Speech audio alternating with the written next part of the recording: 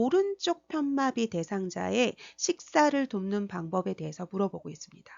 그러면 우리 건강한 쪽이 밑으로 와야지만 우리가 지지를 해줄 수 있지, 마비된 쪽이 밑으로 오면 지지를 해줄 수가 없어요, 여러분. 그러니까 건강한 왼쪽이 밑으로 오게 지지를 하는 거고요. 다음에 우리가 베개나 쿠션을 받쳐가지고 지지를 해주면 건강한 쪽을 지지해 주는 게 아니라 마비된 오른쪽을 지지해 줘야겠죠.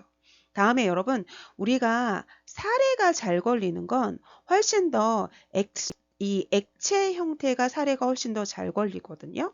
그렇기 때문에 우리가 어떻게 해줘야 되는 거냐면, 액체 형태가 아니라 얘를 예방하려면 약간 걸쭉한 상태로 먹어야 돼요. 농도가 약간 있는 상태로 먹어야지만 사례를 예방한다고 생각을 하시면 되거든요. 그래서 우리 요플레를 먹는다고 하냐면 액상형 요플레가 아니라 떠먹는 요플레를 먹어야지만 사례를 예방하거든요. 그러면 지금 사례가 들리면 물을 마시게 하면 액체 형태잖아요. 그러니까 사례가 더 걸리겠죠. 다음에 우리가 구강이 건조하면 삼키기 힘들거든요. 그렇기 때문에 국물로 먹을 축이고 난 다음에 촉촉하게 한 상태에서 먹으면 이렇게 삼키기 쉽겠죠, 여러분.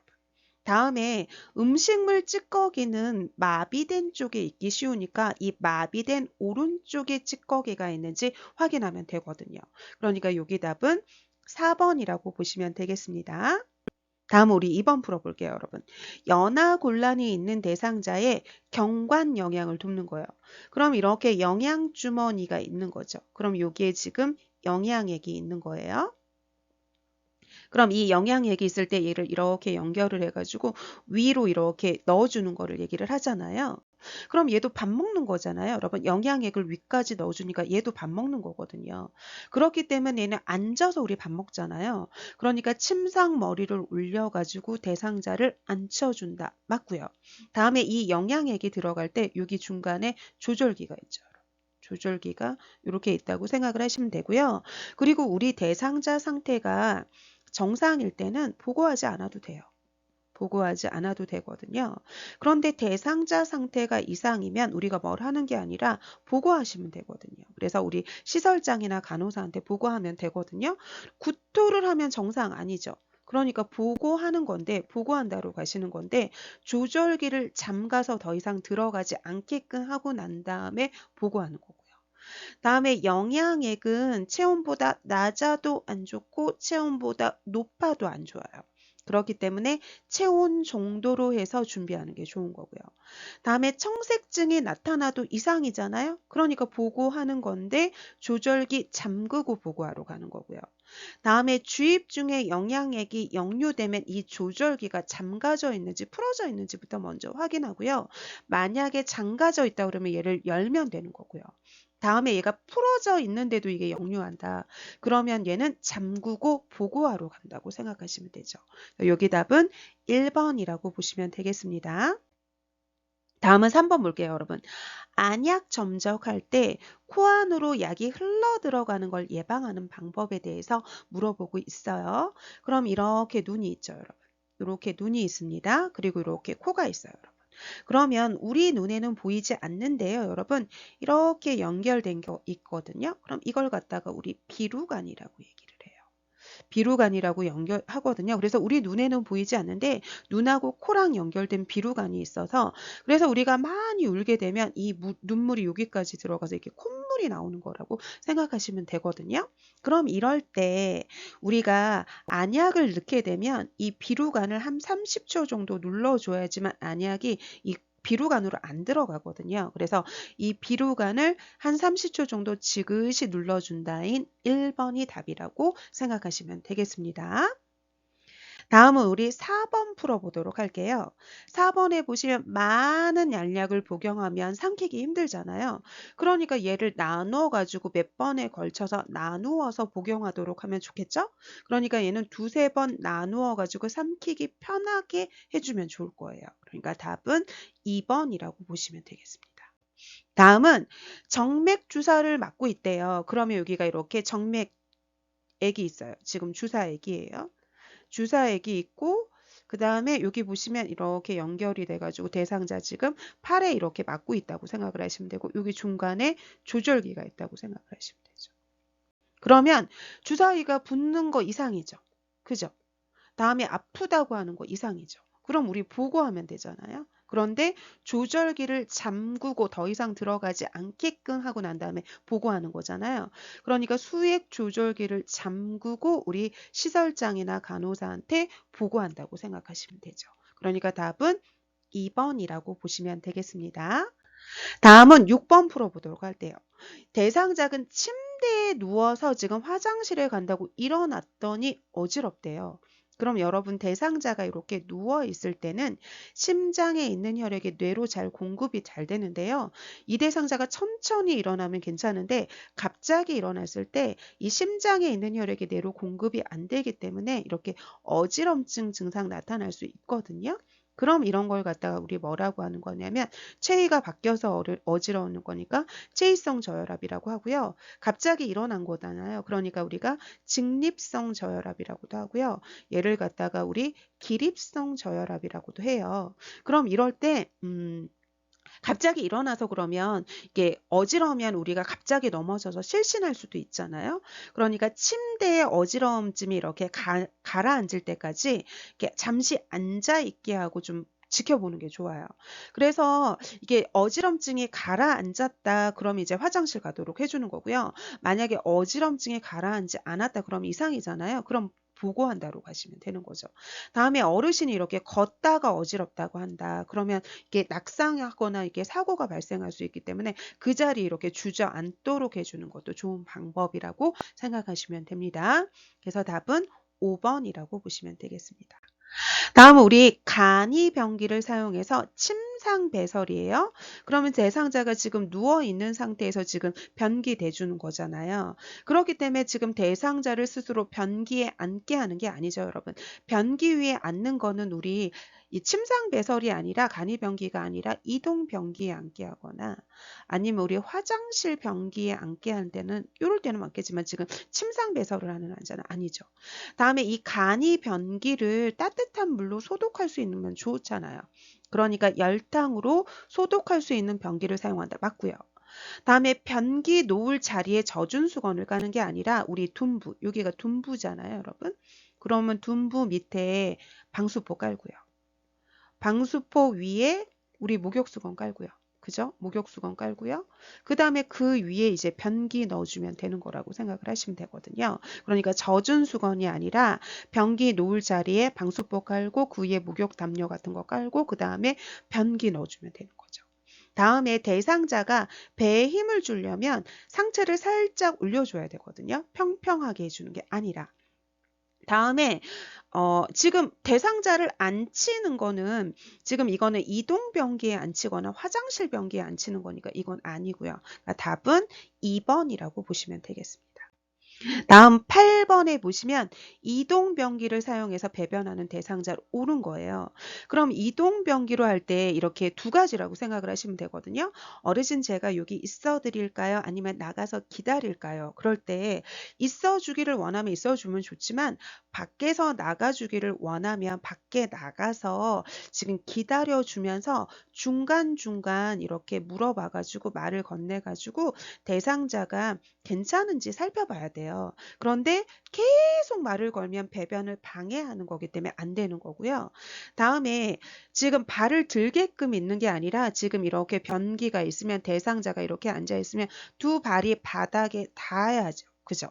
들게끔 하는 거 아니고요. 다음에 대상자의 손에 변이 묻어 있으면 우리 흐르는 물로 손 씻기 해야겠죠. 그죠? 손 씻기 해주는 거고요.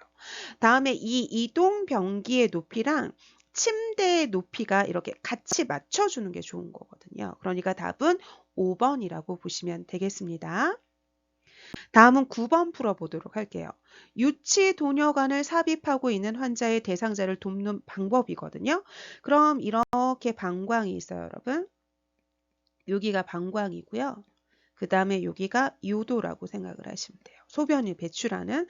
방광에 이렇게 소변이 있어요, 여러분. 소변에 방광에 이렇게 소변이 있는데 수분 섭취를 안 하잖아요. 그럼 방광에 있는 소변이 농축돼서 방광을 막 자극해서 오히려 이 비뇨기계 상황이 안 좋아져요. 그러니까 수분 섭취를 오히려 많이 하는 게 좋습니다, 여러분. 다음에 여기에 보시면 보세요. 여기에 보시면 이게 지금 이렇게 도뇨관이 이렇게 삽입이 되고 이렇게 풍선이 부풀려져 있어서 이거 안 빠지는 거고요. 그다음에 이렇게 소변 주머니랑 이렇게 연결돼 있다고 생각을 하시면 되거든요. 그리고 여기 지금 이렇게 연결관이 이렇게 있다고 생각을 하시면 되죠. 그럼 이 연결관이 있을 때 연결관이 열려 있어야지 소변이 계속 나오겠죠. 그죠?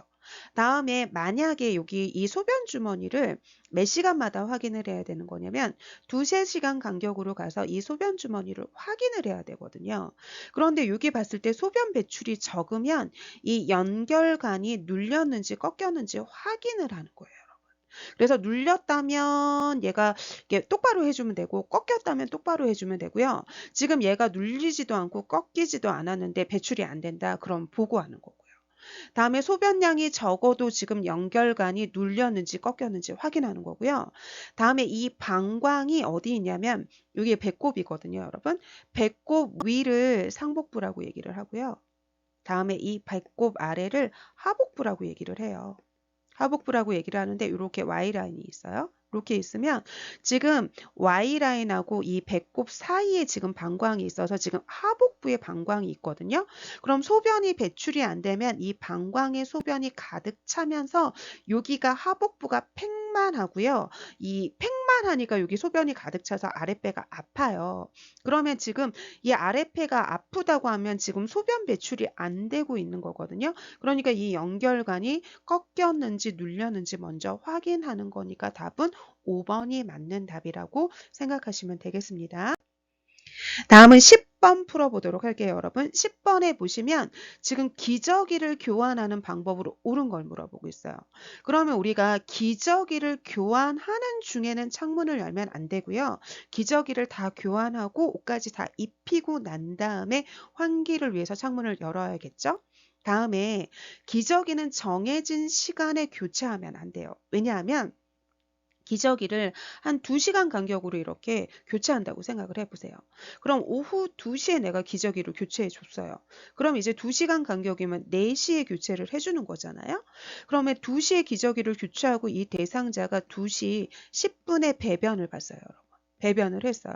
그러면 지금 1시간 50분 동안 지금 배변을 뭉개고 있는 상황이잖아요. 그렇기 때문에 정해진 시간에 교체하면 안 되고요. 수시로 확인을 해야 돼요.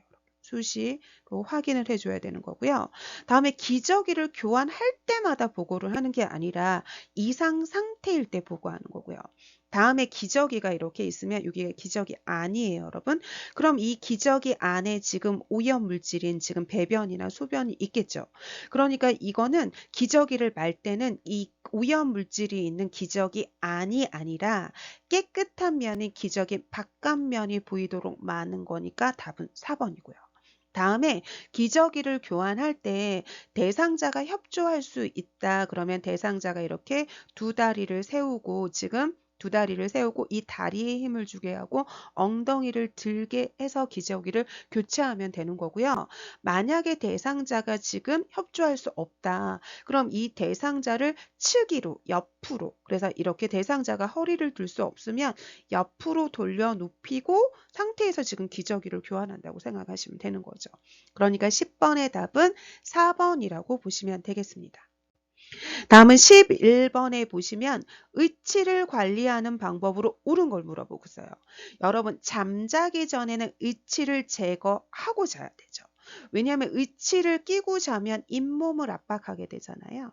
그럼 잇몸을 압박하게 되니까 의치를 제거하고 자는 거고요. 다음에 의치는 뜨거운 물에 담에 뒤틀려서 의치가 변형이 되기 때문에 뜨거운 물에 담그면 안 되죠. 표백제에 담가도 의치는 뒤틀리거든요. 변형돼서 안 되고요. 다음에 의치를 끼울 때 위쪽 의치부터 빼고 위쪽에 의치부터 끼우는 거죠. 그러면 손바닥으로 끼우는 게 아니라 이 위쪽의 의치를 엄지손가락이랑 검지손가락으로 잡고 그 다음에 얘를 끼우는 거거든요. 그러니까 손바닥이 아니라 엄지손가락과 검지손가락으로 잡고 끼우는 거고요. 다음에 전체 일치일 때 위쪽의 의치랑 이 아래쪽의 의치를 맞추어서 보관하는 건 좋은 거죠. 그러니까 답은 5번이라고 보시면 되겠습니다. 다음은 12번 볼게요, 여러분. 침상에서 머리 감기는 방법으로 옳은 것에 대해서 물어보고 있어요. 그럼 이렇게 누워있는 대상자일 때, 눈에 수건을 대는 건 좋은데 귀는 수건을 대주는 게 아니라 귀는 귀마귀 솜을 막아야겠죠? 그죠? 귀마귀 솜. 그죠? 다음에 감긴 후에 우리가 물기름 마른 수건으로 한번 닦아주고요. 그죠? 마른 수건으로 닦아주고 그 다음에 우리 헤어드라이기로 이렇게 말려줘야죠. 그죠? 다음에 머리를 감긴 후 귓속까지 닦아준다가 이건 조금 제가 얘기를 해드릴 건데 여러분 귀지이잖아요. 이 귀지를 제거한다라는 표현이 나오는 건 틀려요. 왜냐하면 이 귀지 제거는 어디에서 해야 되는 거냐면 귀지 제거는 의료기관에서 하는 거예요. 의료기관에서 하는 거기 때문에 귀지 제거를 한다는 표현이 나오면 무조건 틀리는데요. 그런데 이 귀지를 닦아낸다고 하는 표현은 맞아요. 닦아낸다고 하는 표현은 맞는데요. 근데 이것도 두 가지예요, 여러분. 귀 입구의 기지를 닦아낸다고 하는 건 맞거든요. 그런데 귀 안쪽의 기지를 닦아낸다고 하는 거 틀려요. 너무 안쪽까지 닦아내는 거 아니거든요. 그러니까 면봉으로 닦아준다는 맞는데 귀 속까지 하는 게 아니라 귀 입구의 기지를 닦아내는 겁니다. 다음에 이렇게 침대가 있잖아요. 그럼 침대가 있으면 보세요. 침대가 있으면 이 침대 모서리에 지금 대상자의 머리가 오도록 해야 돼요. 어깨가 오도록 하는 게 아니라 머리가 오도록 하는 거고요. 다음에 이럴 때 여기에 방수포를 지금 머리 밑에 깔고 이 방수포가 이렇게 양동이에 닿게 하면 물이 이쪽으로 이렇게 흘러내리는 거거든요. 그러니까 머리 밑에 패드를 대고 얘를 반대쪽은 물바지 양동이에 넣으면 얘가 이렇게 물이 흘러내린다고 생각하시면 되거든요. 답은 5번이라고 보시면 되겠습니다. 다음은 13번 볼게요, 여러분. 세수하는 방법으로 옳은 걸 물어보고 있어요. 그럼 눈이 있을 때 이렇게 눈이 있으면 이렇게 코가 있고 그 다음에 여기 비루관이 있다 그랬잖아요. 그죠? 이렇게 비루관이 이렇게 있다 그랬죠. 그죠? 비루관이 지금 이렇게 있는 거죠. 그죠? 그러면 보세요, 여러분. 이렇게 지금 비루관이 있잖아요. 그러면 눈은 안에서 바깥쪽으로 이렇게 닦아줘야 돼요. 지금 안에서 바깥쪽으로 닦아야 되는데 만약에 얘를 바깥에서 안쪽으로 닦아주잖아요. 그럼 비루관이 감염되거든요. 그죠? 그렇기 때문에 얘는 안에서 바깥쪽으로 닦아줘야 돼요. 안에서 바깥쪽으로 닦는 거고요. 다음에 이렇게 눈을 닦을 때는 깨끗한 곳에서 더러운 쪽으로 가야 되는 거거든요. 그죠? 그러면 우리 눈곱이 없는 쪽이 깨끗한 거잖아요. 그러니까 얘를 먼저 닦고 그 다음에 눈곱이 있는 쪽을 나중에 닦는 거고요. 다음에 세수를 할 때는 어떻게 해야 되는 거냐면 눈 닦아주고요. 코 닦아주고요. 다음에 뺨 닦아주고요. 그 다음에 입 주위 닦아주고요. 그 다음에 이마 닦아주고요. 그 다음에 귀 닦아주고요. 그 다음에 목 닦아주는 거라고 생각하시면 되거든요. 근데 이거를 줄줄이 애우면 잘 안 애워져요, 여러분. 그렇기 때문에 여러분 어떻게 보시면 돼요? 자기가 자기 얼굴 보고 생각하셔야 돼요. 그래서 눈 닦아주고요. 코 닦아주고요. 뺨 닦아주고요. 그 다음에 입 주위 닦아주고요. 그 다음에 이마 닦아주고요. 귀 닦아주고요. 그 다음에 목 닦아준다고 생각을 하시면 돼요. 다시 여러분, 눈 닦아주고요. 코 닦아주고요. 뺨 닦아주고요. 입주위 닦아주고요. 이마 닦아주고 귀 닦아주고 목 닦아준다고 생각하시면 됩니다. 그러니까 눈부터 닦아줘야 되는데 얘는 이마가 나오니까 안 되고요. 다음에 세수하는데 지금 알콜솜으로 닦아주는 게 아니라 수건을 적셔서 수건으로 닦아주면 되죠. 그죠? 다음에 우리 세수할 때는 콧속까지 닦아줘야 돼요, 여러분. 콧속을 제외하는 게 아니라 콧속까지 닦아줘야 되는 겁니다. 그러니까 여기 답은 2번이라고 보시면 되겠습니다. 다음은 우리 14번 풀어보도록 할게요. 지금 침상에서 머리를 손질한대요. 머리 빗는 방법에 대해서 물어보고 있잖아요. 그럼 머리가 엉켰을 경우에는 머리에 물을 묻혀가지고 이렇게 빗어주면 되는 거고요. 다음에 머리 빗는데 지금 귀마귀 솜을 할 필요는 없죠.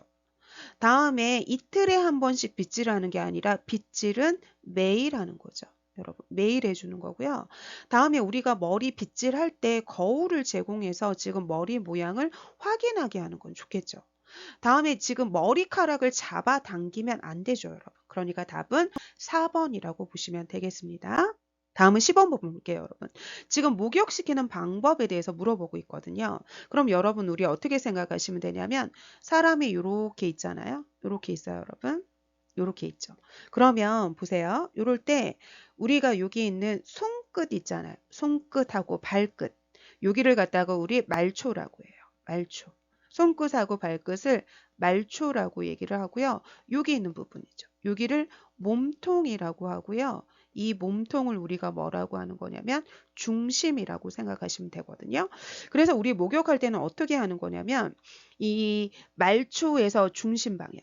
말초에서 중심 방향으로. 그래서 손끝에서 겨드랑이 방향으로, 손끝에서 겨드랑이 방향으로. 그 다음에 이 말초에서 중심 방향으로.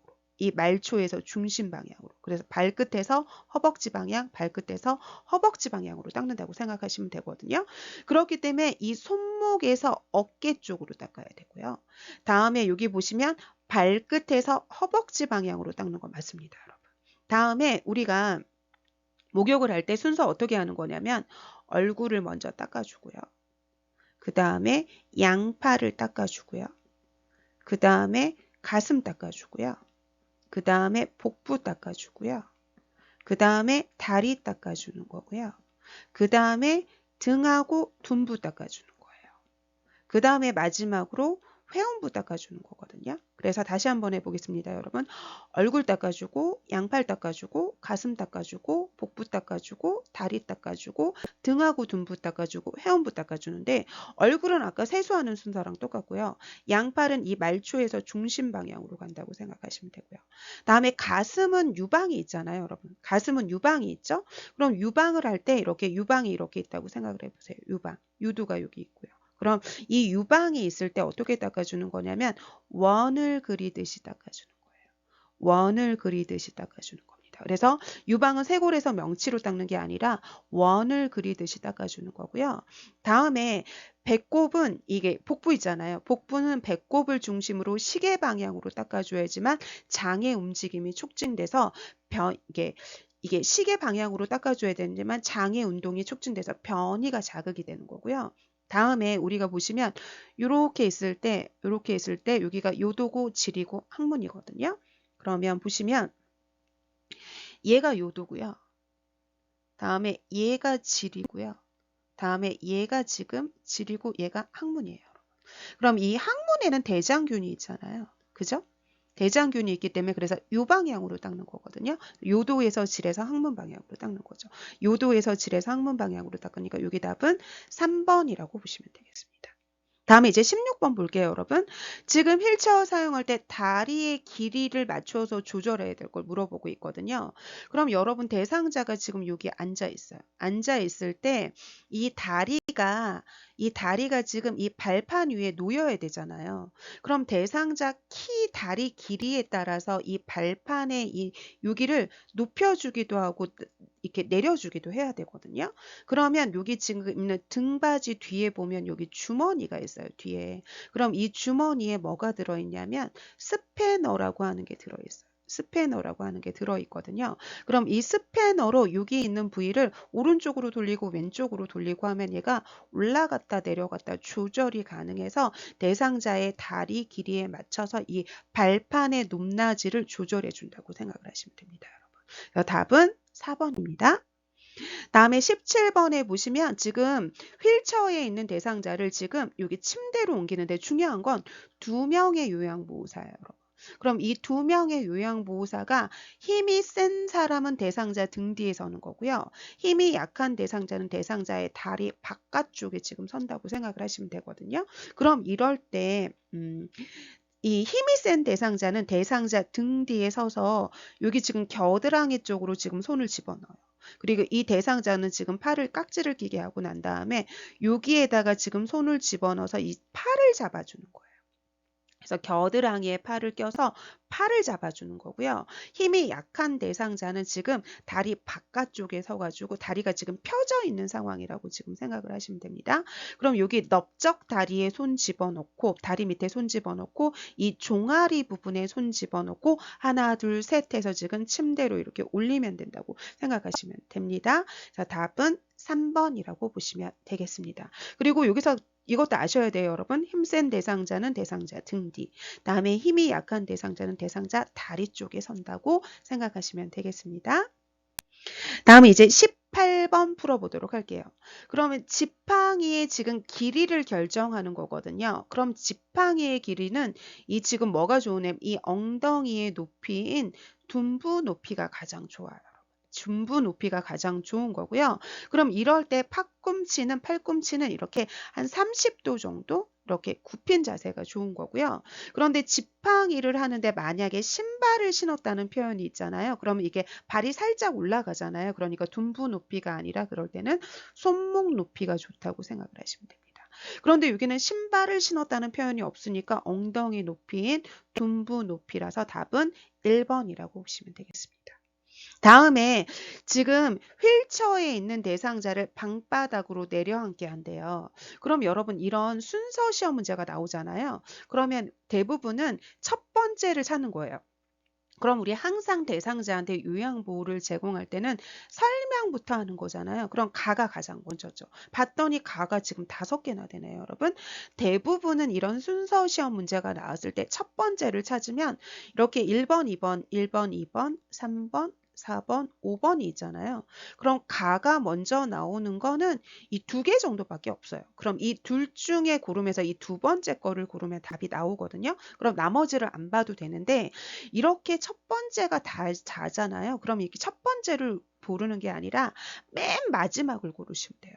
그럼 여러분 지금 휠체어에서 방바닥으로 내려앉게 하는 거잖아요. 그러니까 지금 바닥에 내려앉게 한다가 얘가 지금 마지막이라고 생각을 하시면 되거든요. 그러면 다가 마지막인 거예요. 다. 그럼 다가 마지막인 건 2번밖에 없거든요. 그래서 여러분들이 이런 시험 문제가 나오면 일일이 다 고르려고 하지 마시고요. 첫 번째인 게 만약에 2개밖에 없다 그러면 여기서 고르시는 거고요. 둘 중에 하나 고르시는 거고 만약에 이게 안 된다 그러면 맨 마지막을 고르시면 답이 나오고 나머지는 안 봐도 된다고 생각하시면 됩니다. 이게 문제를 푸는 요령이에요, 여러분. 그래서 답은 2번입니다. 다음은 20번 볼게요, 여러분. 지금 보행기를 사용하는 거잖아요. 그럼 보행기를 사용할 때 만약에 양쪽 발이 다 불편하다고 생각을 해보세요. 그러면 어떻게 가는 거냐면 보행기를 먼저 보내고요. 그 다음에 한 발 가고 그 다음에 한 발 가면 돼요. 그런데 만약에 한 발만 불편해요. 그러면 보행기랑 이 불편한 발이랑 같이 가는 거예요. 같이 가고 그 다음에 건강한 발이 간다고 생각하시면 되거든요. 양쪽 발이 다 불편하면 보행기 가고 한 발 가고 한 발 가고 그런데 한 발이 불편하면 이 보행기랑 불편한 다리랑 같이 가고 그 다음에 건강한 다리거든요. 그런데 20번 보시면 오른쪽 다리에 힘이 없는 대상자니까 이 한 발이 지금 불편한 거잖아요. 그죠? 요 발이 불편한 거죠. 그럼 이 불편한 오른쪽 다리랑 보행기랑 같이 가야 돼요. 그리고 이 건강한 왼쪽 다리가 가는 거니까 답은 1번이라고 보시면 되겠습니다. 다음에 지금 이 복지 용구는 만약에 가격이 되게 비싸다. 그러면 얘는 우리 임대하는 거죠. 임대 대여를 하는 거고요. 다음에 이게 가격이 조금 저렴하다. 그러면 얘를 구입해서 사용을 하는 거죠. 근데 이 요실금 팬티는 이게 저렴하니까 구입하는 품목이라고 일단 생각하시면 되고요. 다음에 얘는 요실금 팬티는 팬티에 지금 방수 패드가 지금 부착되어 있는 거잖아요. 그래서 얘는 팬티에 지금 방수 패드가 지금 부착되어 있는 거예요. 그래서 얘는 빨아가지고 세탁을 해가지고 지금 재사용이 가능한 거죠. 그죠? 그럼 보시면 얘는 팬티는 세탁해서 사용할 수 있어요. 그래서 답 1번이고요. 실금량이 적어도 빨아야죠, 여러분. 다음에 얘는 지금 일반 팬티에 방수 패드를 지금 단 거니까 얘는 뭐 팬티를 더 입을 필요는 없어요. 다음에 자기 치수에 맞는 거 입어야 되고요. 사용한 팬티는 그때그때 빨아야겠죠. 그죠? 그러니까 답은 1번이라고 보시면 되겠습니다. 다음에 22번 볼게요. 감염을 예방하기 위해서 손 씻는 방법으로 오르는 걸 물어보고 있거든요. 그럼 손을 씻으면 우리 마른 수건으로 닦거나 아니면 우리 그 일회용 그 휴지 있잖아요. 요걸로 닦아주는 거죠. 손 닦는 휴지. 다음에 손이 건조하면 로션이나 이렇게 오일 같은 거 보습제를 발라주면 되지 손 씻기 횟수를 줄이는 거 아니고요. 다음에 물을 받아서 쓰는 게 아니라 흐르는 물로 씻어야 되죠. 다음에 우리 손 씻기를 할 때는 어떻게 하는 거냐면 손바닥이랑 일단 이 손바닥을 먼저 6단계잖아요, 여러분. 손바닥이랑 손바닥을 이렇게 닦고요. 그 다음에 이렇게 손바닥이랑 다음에 손등을 이렇게 대고 닦는 거죠. 다음에 이제 세 번째는 손가락을 깍지를 껴가지고 이렇게 손가락이 있으면 손가락이 이렇게 있잖아요. 그럼 깍지를 껴가지고 지금 어떻게 닦는 거냐면 깍지 끼면 여기 있는 부위 있죠. 여기 있는 부위. 여기를 깍지 껴가지고 닦는 거고 그 다음에 이제 바로 뭐냐면 이렇게 한쪽은 손바닥을 펴고 그 다음에 한쪽 여기다가 이렇게 손가락을 이렇게 껴가지고 그 다음에 여기 있는 부분을 깎는 거죠. 여기. 그래서 네 번째 이렇게 여기 손가락 부위 여기 밑에 있는 손가락 부위 닦는 거고 그 다음에 다섯 번째는 여기 있는 엄지손가락 닦는 거고요. 그 다음에 여섯 번째는 이렇게 손톱 끝을 닦아주는 건데 손바닥에 이렇게 손톱 끝을 이렇게 대가지고 여기를 비벼주는 거잖아요. 그러니까 여기 보시면 손가락 끝 손톱을 손바닥에 문질러 씻는다인 답은 여기고요. 다음에 기침할 때는 손바닥에 손에다가 기침을 하는 게 아니라 옷소매를 끌어당겨가지고 이 옷소매에 기침을 하는 거잖아요. 지금 손에다 기침을 하는 게 아니거든요. 그러니까 손 씻기를 할 필요 없어요.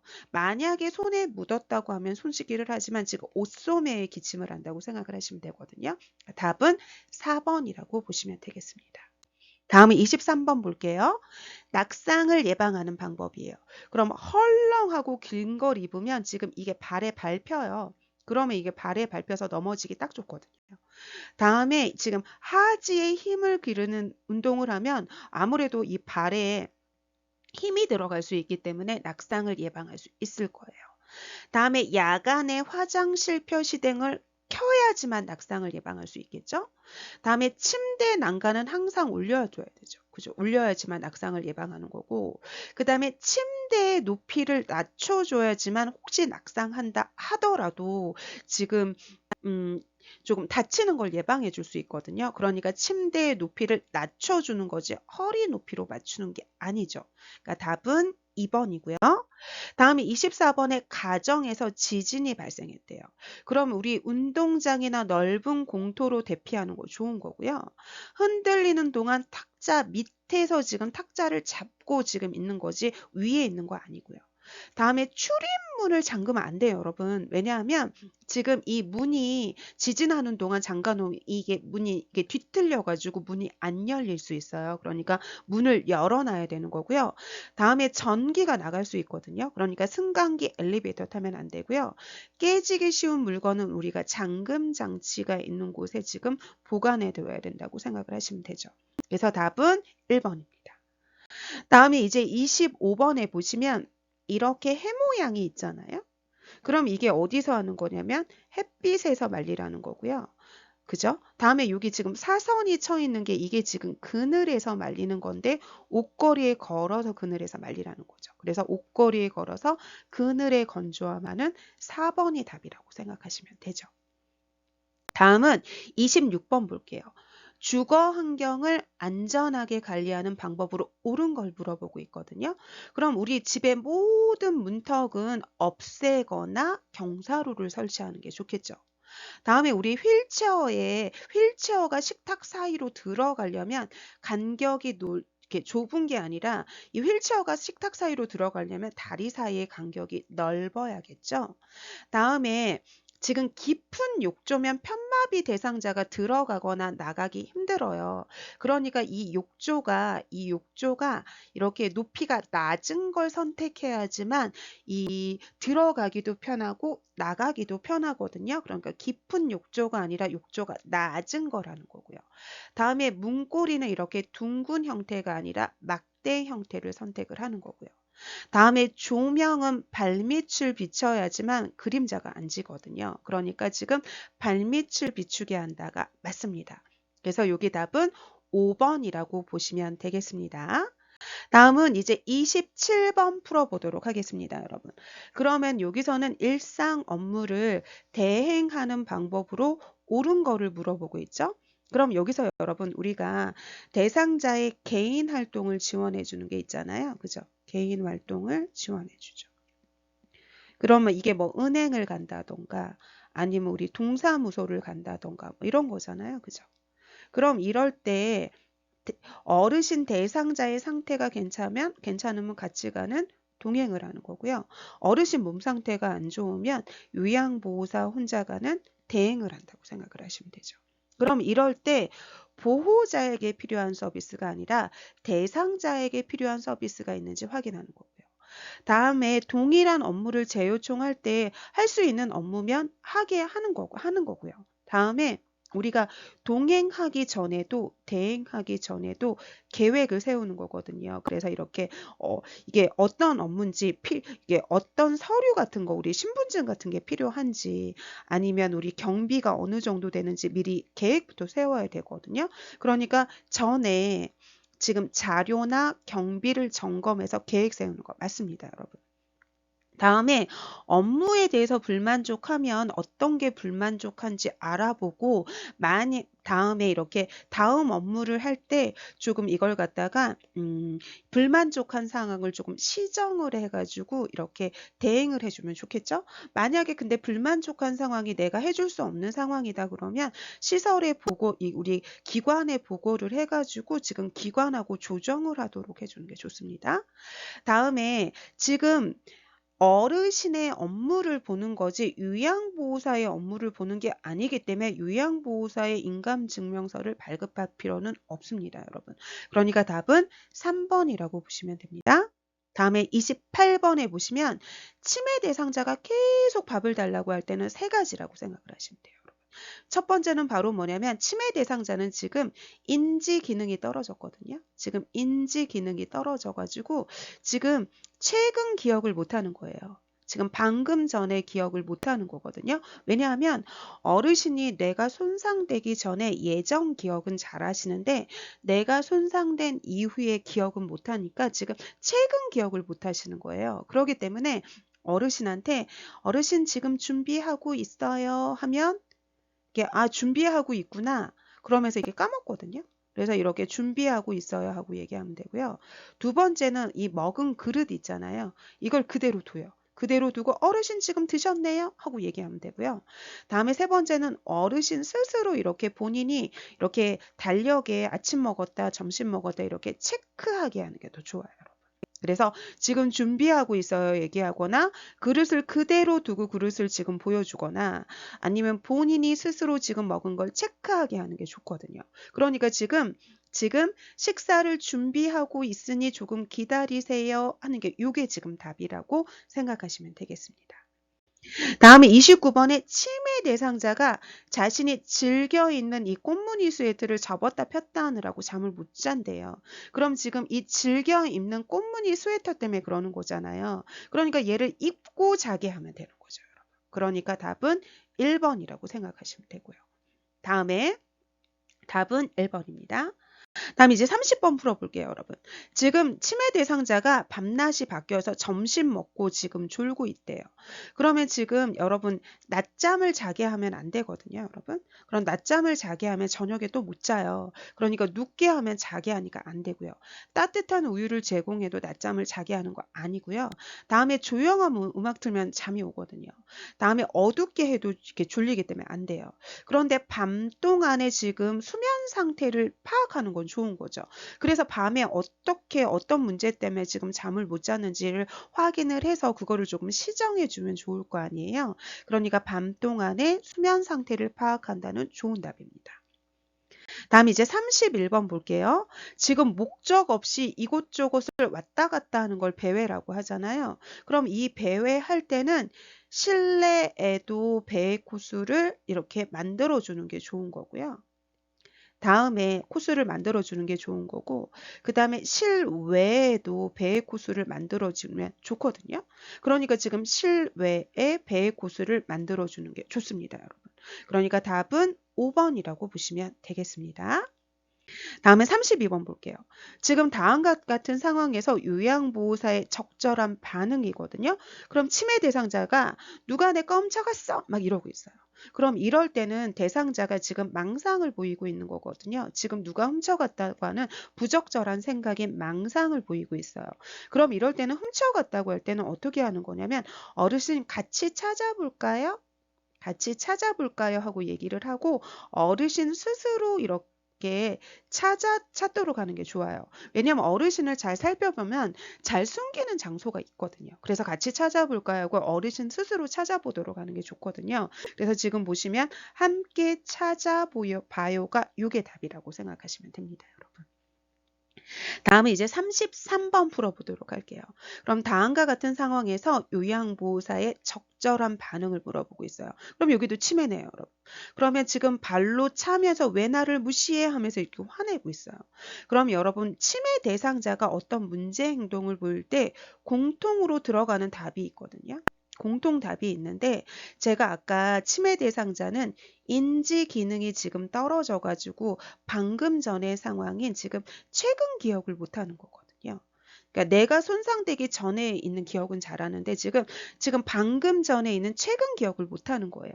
그렇기 때문에 요럴 때는 주의를 환기시키면 돼요. 여러분. 주의를 환기시킨다. 얘가 답이거든요. 그럼 얘가 지금 손뼉을 딱 쳐요, 여러분. 손뼉을 쳐주면 방금 전의 상황을 잃어버려요. 다음에 어떤 문제 행동을 볼 때 어르신이 좋아하는 노래를 부르잖아요. 그럼 이 어르신도 지금 그 노래를 따라 부르면서 잃어버려요. 다음에 예전 기억은 상실을 안 하거든요. 왜냐하면 내가 손상되기 전이니까. 그러니까 어르신한테 어르신 시어머니가 지금 구박했을 때 얘기해 주세요. 그러면 그 얘기 하느냐고 지금 방금 전의 상황을 이게 기억 못 하거든요. 그러니까 이 옛날 얘기 해달라고 하시면 되거든요. 그러니까 어르신 전성기 얘기, 지금 옛날 얘기 해달라고 하면 방금 전의 상황을 잃어버려요, 여러분. 그리고 이 옛날 기억은 내가 손상되기 전의 기억이기 때문에 기억을 하시거든요. 잘하세요. 그러니까 답은 5번이라고 보시면 됩니다. 다음은 33번 볼게요. 치매 대상자가 해질녘이 돼서 지금 이렇게 증상이 안 좋아지는 거잖아요. 그러면 지금 치매 대상자가 해질녘이 되면 증상이 훨씬 더 안 좋아지는 거죠. 그럼 이걸 갖다가 우리 뭐라고 하는 거냐면 석양증후군이라고 얘기를 하잖아요. 그럼 여러분들이 이 석양증후군 문제가 많이 나오는데 요럴 때 답이 여러 가지인데 얘를 애우려고 하지 마시고 이해하시면 돼요. 지금 이 석양증후군은 밤이 돼서 무서워서 그러는 거라고 생각을 하면 답이 나와요. 그러면 지금 밤이 돼서 무서울 때 여러분들이 하는 행동을 생각을 하시면 돼요. 여러분 혼자 있을 때 무서우면 불 켜죠. 그러니까 불 켜는 거예요. 다음에 여러분 혼자 있을 때 무서우면 TV 켜죠. 그러니까 TV 켜는 거예요. 그런데 TV 켜는데 큰 소리로 켠다는 틀려요. 왜냐하면 큰 소리로 켜면 자신을 위협한다고 느끼거든요. 다음에 여러분 무서우면 창문 닫죠. 문 닫죠. 그러니까 문하고 창문 닫아요. 무서우니까. 다음에 우리 무서우면 어두운 거 보이면 더 무섭잖아요. 그러니까 커튼 쳐요. 커튼 치고요. 그 다음에 무서울 때 누군가 함께 있어주면 좀 덜 무섭겠죠. 그러니까 함께 있어주는 거고요. 다음에 사람이 없을 때는 애완동물하고 같이 있으면 좀 덜 무섭겠죠. 그죠? 그러니까 지금 반려견과 함께 있어주면 좀 덜 무서워요. 그래서 답은 1번이고요. 다음에 지금 설명해도 인지 기능이 떨어져서 몰라요. 어떻게 갈 거냐고 물어봐도 인지 기능이 떨어졌기 때문에 몰라요. 다음에 현관문을 열어두면 더 무서워서 안 돼요. 다음에 커튼을 걷는 게 아니라 커튼을 쳐가지고 지금 밖에 지금 어두컴컴한 거를 안 보이게 해주는 게 좋아요. 그러니까 답은 1번이라고 보시면 되겠습니다. 다음은 35번 풀어보도록 할게요. 치매 대상자가 프로그램 중에 바지를 벗는데요, 여러분. 그럼 이 바지를 벗는다고 하는 건 지금 만약에 변을 보고 싶다고 하거나 아니면 요의가 있어서 그럴 수도 있거든요. 그러니까 우리가 화장실을 모셔가는 것도 좋은 거고요. 다음에 이 바지를 벗을 때는 이 바지가 불편해서 그럴 수도 있어요. 여러분. 그러니까 이 바지를 지금 편안한 걸로 이렇게 갈아입도록 하는 것도 좋은 거거든요. 그래서 지금 편안한 바지로 갈아입혀 본다. 1번 맞습니다.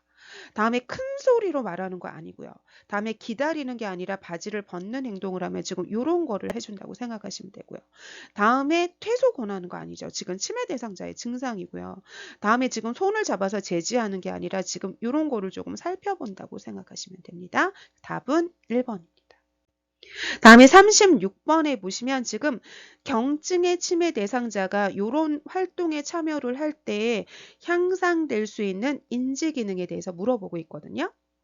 그러면 여러분 이런 문제가 나오면 맨 끝을 보시면 돼요. 맨 끝. 말해보기. 말해보기.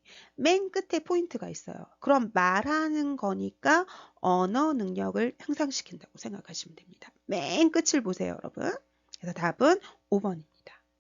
다음은 37번 볼게요, 여러분.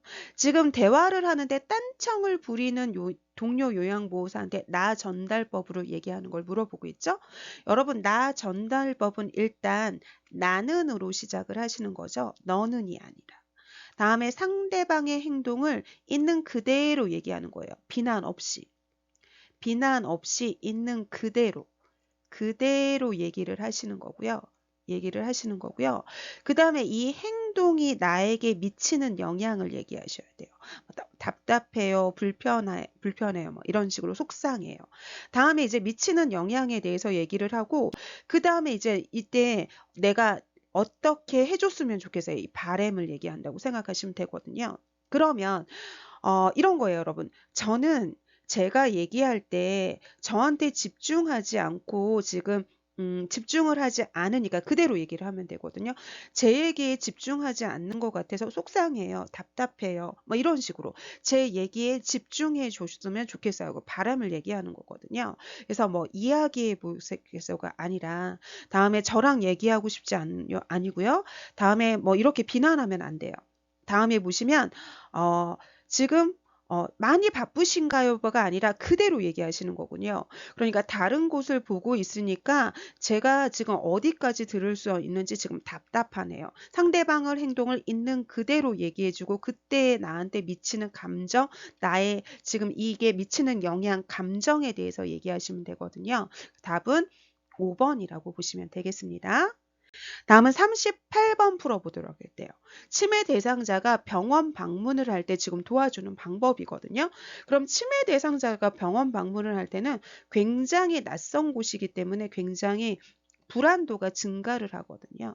그래서 치매 대상자는 익숙한 환경은 조금 괜찮은데 이렇게 낯선 곳을 방문하게 되면 불안이나 긴장감이 이렇게 증가를 해요.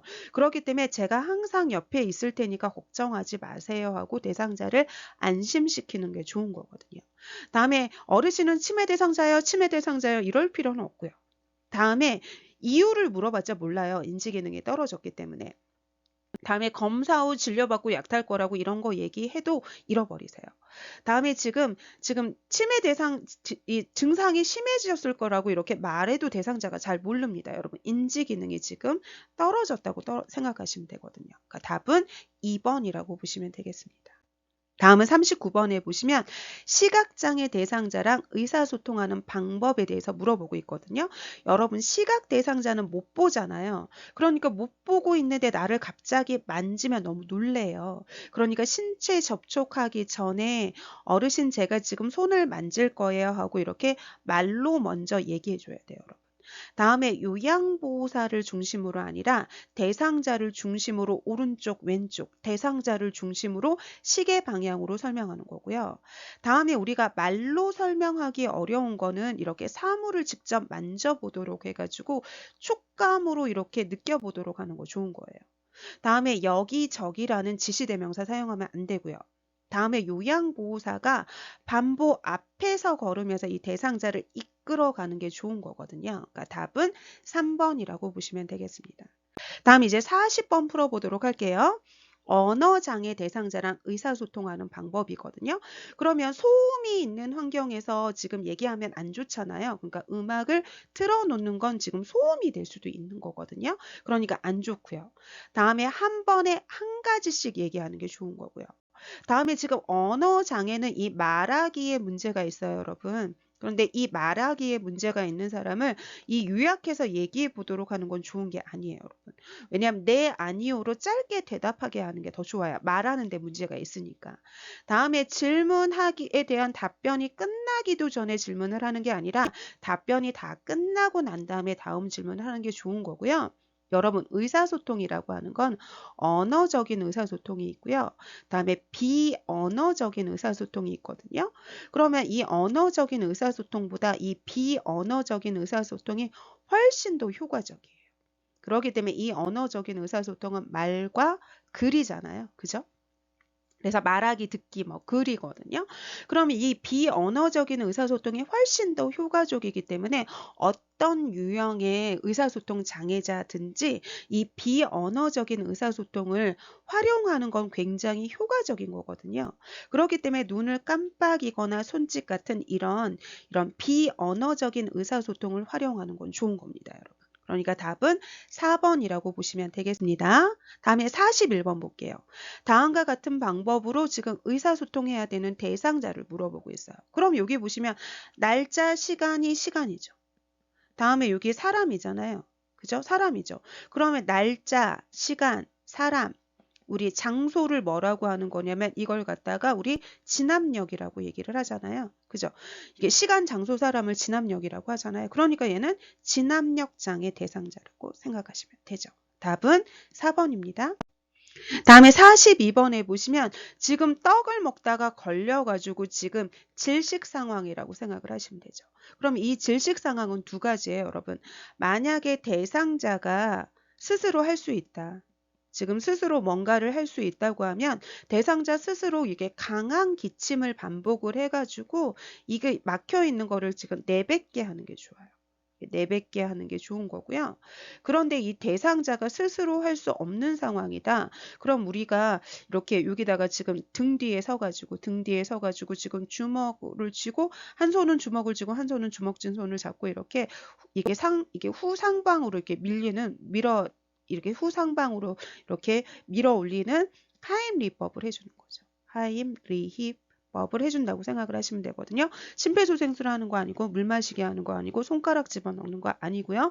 다음에 지금 대상자가 스스로 할 수 있으면 큰 기침을 반복하게 하는 거 좋은 거예요. 다음에 고개를 뒤로 젖히는 거 아니고 명치 눌러주는 게 아니라 지금 이 상복부를 밀어 올리게 하는 거죠. 상복부를 지금 복부를 밀어 올리기를 한다고 생각하시면 됩니다. 명치 눌러주는 거 아니에요. 그래서 답은 4번입니다. 다음에 43번에 발목 골절이 의심된대요. 그러면 이런 봅시다, 여러분. 그럼 우리가 근골격계 손상일 때는 on을 적용을 해주는 게 아니라 냉을 적용을 하는 거고요. 다음에 골절일 때는 우리가 부목을 내주는 거거든요. 부목으로 고정시켜주는 거지 지금 탄력 분대를 하는 게 아니고요. 다음에 지금 골절이 됐을 때는 움직이지 않고 지금 부목을 대고 다음에 움직이지 않게끔 해주는 게 좋아요. 다음에 손상 부위의 뼈의 변형이 있는지 관찰을 해주는 건 좋겠죠. 다음에 이 손상 부위를 심장보다 높게 해야지만 우리 부종이 가라앉고 그 다음에 통증이 가라앉는 거거든요. 그러니까 답은 4번이라고 보시면 되겠습니다. 다음은 44번 볼게요. 심폐소생술 할 때 자동 심장 충격기예요, 여러분. 그럼 자동 충격기가 왔어요. 그럼 일단 뭐를 하는 거냐면 우리 전원부터 켜는 거죠. 그죠? 전원 버튼 눌러요. 전원 켜고 그 다음에 이제 두 번째는 바로 뭐냐면 패드를 부착하는 거죠. 그죠? 패드. 이 패드를 지금 부착을 하는 거예요. 그럼 패드 부착할 때 이렇게 있으면 여기가 왼쪽이고 여기가 오른쪽입니다. 그럼 이럴 때 여기가 오른쪽 쇄골 밑에다가 지금 부착을 하는 거고 그 다음에 왼쪽에 이렇게 유방이 있으면 유방 옆에 겨드랑이 선에 붙이는 거죠. 그죠? 그러면 보세요, 여러분. 그리고 난 다음에 전원 켜고 패드를 연결을 했으면 얘가 약한 전류가 흐르면서 지금 심장 리듬을 분석하는 거죠. 그죠? 심장 리듬을 분석을 할 때 이때 약한 전기가 흐르는 거니까 물러나 주세요. 물러나 주세요 하는 거고요. 그다음에 얘가 심장 리듬을 분석을 하면 제세동이 필요합니다. 제세동 버튼을 눌러주세요 하고 나오거든요. 제세동 버튼을 눌러주세요 하고 나와요. 그럼 이럴 때 내가 제세동 버튼을 누르면 아주 강력한 전기가 흐르는 거기 때문에 누르기 전에 이렇게 물러나 주세요를 먼저 하고요. 그리고 난 다음에 이제 제세동 버튼을 눌러주는 거죠. 누르는 거고요. 그 다음에 이제 제세동 버튼을 눌러서 전원이 나가면 그때 이제 뭐를 하는 거냐면 우리가 왜 2분 동안 이게 지금 자동 충전하는 동안 나는 심폐소생술이잖아요. 가슴 압박 때 지금 인공호흡을 이 30대 1을 5번 5회 주기를 한다고 생각을 하시면 됩니다. 그러면 패드를 부착을 해야지만 리듬을 분석할 수 있어요. 다음에 이 리듬 분석 중에는 약한 전류가 흐르기 때문에 가슴 압박하면 안 돼요. 다음에 충격이 전달된 즉시 나는 30대 1을 하는 거거든요. 다음에 심폐소생술 중 자동 심장 충격기가 오면 얘보다는 여러분 강력한 전기가 흐르는 얘가 훨씬 더 효과적이기 때문에 얘가 오면 즉시 얘를 해야 돼요. 그러니까 즉시 지체 없이 전원을 켠다. 맞아요. 다음에 오른쪽 이게 쇄골 아래. 다음에 여기 왼쪽은 이 쇄골이 지금 얘가 빗장뼈거든요, 여러분. 그러니까 여기 보시면 이게 반대라고 생각을 하시면 되죠, 여러분. 그래서 오른쪽은 빗장뼈 아래, 왼쪽은 겨드랑이 선이라고 생각하시면 되죠. 답은 4번입니다. 다음에 이제 여기 지금 심폐소생술의 순서를 얘기하고 있잖아요. 그럼 어깨를 살짝 두드리면서 괜찮으세요? 괜찮으세요? 하고 이 대상자의 반응 의식을 확인하는 거죠. 의식 확인인 거고요. 그죠? 다음에 이제 두 번째는 우리가 도움 요청해야 되죠. 119에 신고해 주시고요. 그 다음에 제세동기 가져다 주세요 하고 도움 요청하고 그 다음에 이제 뭐를 하는 거냐면 가슴 압박하겠죠. 그죠? 다음에 가슴 압박하고 그 다음에 이제 뭐 하는 거냐면 인공호흡 하고요. 그죠? 그 다음에 이제 제세동기가 도착을 하면 이제 제세동기를 한다고 생각을 하시면 되는 거죠. 그죠? 그러니까 가가 의식 확인이 먼저잖아요. 가. 그럼 가를 보시고 그럼 얘 둘 중에 답이겠죠. 그럼 그 다음에 보시면 이제 도움 확인하는 거 다죠. 그럼 그 다음에 이제 보시면 가슴 압박이 먼저잖아요. 그러니까 나가 먼저죠. 나. 그러니까 답은 1번이라고 보시면 되겠습니다, 여러분. 그래서 여러분 지금 실기 시험 문제 다 풀이했고요. 긴 시간 동안 너무 수고 많으셨습니다, 여러분. 수고하셨습니다.